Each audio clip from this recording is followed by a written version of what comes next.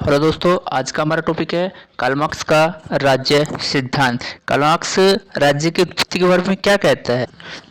इससे पहले हमने बनाया था कार्ल मार्क्स का जो ऐतिहासिक भौतिकवाद या इतिहास की आर्थिक व्याख्या वाले सिद्धांत पे हमने वीडियो बनाया था। और आज हमारा है कार्ल मार्क्स का राज्य सिद्धांत। जैसे प्लेटो है, अरस्तु है, अगर इंडिया की बात करें तो मनु, कौटिल्य, शुक्र, ये सब राज्य की उत्पत्ति का कारण देवी सिद्धांत मानते हैं। जबकि कार्ल मार्क्स इन सबसे अलग सोचता है।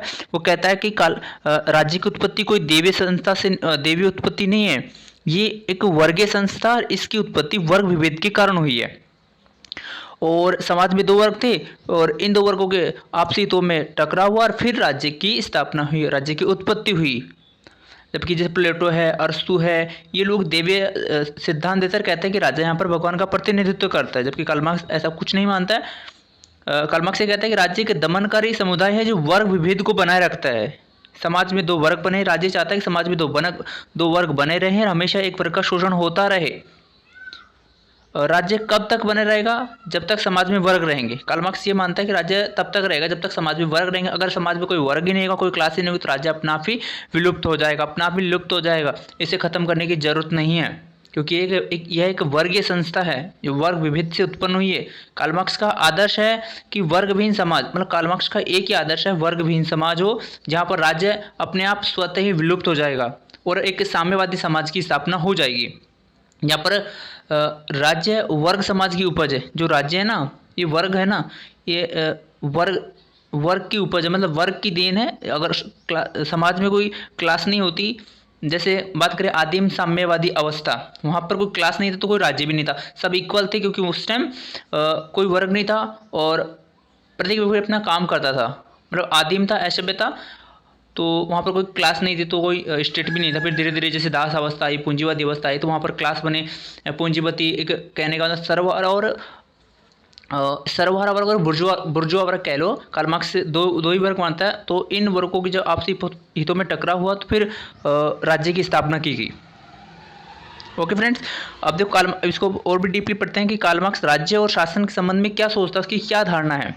तो कार्ल मार्क्स कहता है कि राज्य एक वर्गीय संस्था है और जिसकी उत्पत्ति किससे? वर्ग विभेद से हुई है, वर्ग संघर्ष से हुई है, कोई देवीय सिद्धांत से नहीं हुई है, कोई भगवान नहीं आया है। जैसे प्लेटो ने कहा, अरस्तु ने कहा, इंडिया में बात करें तो मनु, कौटिल्य, शुक्र, इन सब ने कहा कि भगवान यहाँ पर राजा को भेजा है उसका अवतार बन के, खुद भगवान आए हैं। मतलब कि राजा यहाँ पर भगवान का प्रतिनिधित्व करता है, स्टेट जो होता है वो देवी सिद्धांत दिया है। जबकि कार्ल मार्क्स यहाँ पर वर्ग विभेद को मानता है कि वर्ग विभेद की वजह से राज्य आया है। राज्य एवं शासन निरंतर शोषण का एक महत्वपूर्ण अंग रहा है।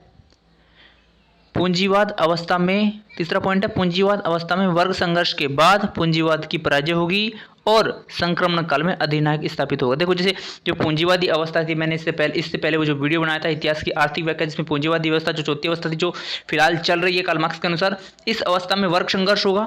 पूंजीपति और सर्वहारा वर्ग, मजदूर वर्ग जो भी है, उनमें संघर्ष होगा। फिर संघर्ष होगा तो ये सब जो विश्व के सभी मजदूर एक हो जाएंगे और पूंजीपतियों की पराजय होगी।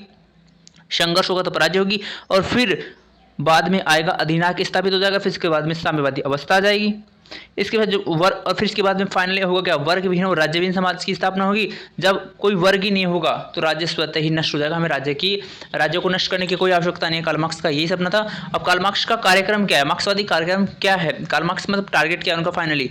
तो देखो, कार्ल मार्क्स के जो कार्यक्रम, उसके 3 चरण है। पहला है पूंजीवादी व्यवस्था के विरुद्ध क्रांति करेंगे।